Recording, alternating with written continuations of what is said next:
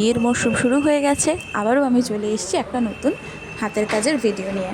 আজকাল আমি ড্রয়িংয়ের ভিডিওটা একটু কম করছি, ম্যাক্সিমামটাই হাতের কাজ, তত্ত্বসূচি, গাছকৌটো এগুলোই করছি। বাড়িতে পড়ে থাকা জিনিস দিয়ে যদি আমরা খুব সহজেই জিনিসগুলো বানাতে পারি, তাহলে বাইরে থেকে খুব চড়া দামে আর কিনতে হয় না।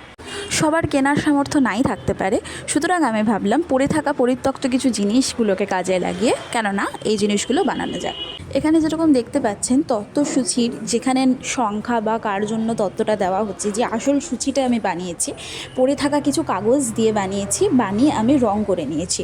আঠা লাগিয়ে ব্যাপারটাকে আমি পেস্ট করেছি এবং রং করে তার ওপর লাইট কালার দিয়ে কিন্তু আমি কলকা বা ডিজাইনগুলোকে 1 বাই 1 করছি। সবার পক্ষে কিন্তু খুব দামি দামি জিনিস অ্যাফোর্ড করা সম্ভব হয় না, সুতরাং এই ঘরের পড়ে থাকা জিনিসগুলোকে কিন্তু আপনারা ইজিলি ইউজ করতে পারবেন। শখ পূরণের জন্য হ্যাবক কিছু পয়সা খরচা করার সবসময় দরকার পড়ে না বলেই আমি মনে করি। মনের ইচ্ছেটা থাকা বেশি দরকার। এখানে যেরকম অনেক দিন ধরে এই ছোট্ট মাটির থালাটা আমার ঘরেই পড়েছিল, সেটাকে আমি রং করে সুন্দর করে ডিজাইন করে কলকা করে তত্ত্বসূচিটা কিন্তু এটার ওপরেই পেস্ট করেছি।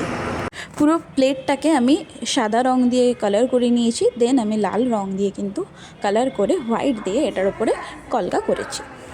এই ছোট ছোট পরিত্যক্ত জিনিস দিয়ে হাতে তৈরি করা জিনিসের মূল্য কিন্তু হয় সবথেকে বেশি। সবাই এটার মূল্য দিতে পারে না ঠিকই, কিন্তু আমার কাছে এগুলো অমূল্য। যে কোনো হাতের কাজেই মিশে থাকে শিল্পীর পরিশ্রম, মাথার পরিকল্পনা এবং মনের ভাব ভালোবাসা, এটাই আমি মনে করি। এই বরবউটা আমার ঘরে অনেক দিন ধরে পড়েছিল, কিভাবে ইউজ করব মাথায় আসছিল না, সুতরাং এটাকে নতুন করে রং করে আমি ইউজ করার প্ল্যান করেছিলাম। ভিডিও রেকর্ডিংটা বাড়িতে করলেও ভয়েস রেকর্ডিংটা আমি অফিসে বসে করেছি, তাই পাশ থেকে অনেক নয়েজ আসছে, তার জন্য খুবই দুঃখিত, আই এম সরি। তো নেক্সট স্টেপে এগোনো যাক। আমি বড় বউটা পুরো রং করিনি, কারণ কি না ম্যাক্সিমামটাই ভালো ছিল, ওপরের দিকটা এবং মুখের দিকটা একটুখানি বিগড়ে গেছিলো বলে জাস্ট একটুখানি রং আমি করে নিয়েছি। তো এটা হচ্ছে বড় বউটা কমপ্লিট করা। এইবারে হচ্ছে যে বাক্সটার মধ্যে আমি জিনিসগুলোকে অ্যাসেম্বল করেছি, সেই বাক্সটা সাধারণত অফিস থেকে আমরা যে দেওয়ালির গিফট পাই, সেই ড্রাই ফ্রুটসের বাক্স এটা। সেটার মধ্যে আমি বিভিন্ন কলকা করে জিনিসগুলোকে পেস্ট করে তত্ত্বসূচি বানানোর প্ল্যান করেছিলাম। প্রথমে আমি ভেবেছিলাম যেরকম সবাই ট্র্যাডিশনালি পাখা বা কুলোর মধ্যে তত্ত্বসূচি অ্যাসেম্বল করে ওরকমই করব। তারপরে ভাবলাম যে না, এই বাক্সটা যখন পড়েই আছে এটাকে ইউজ করি।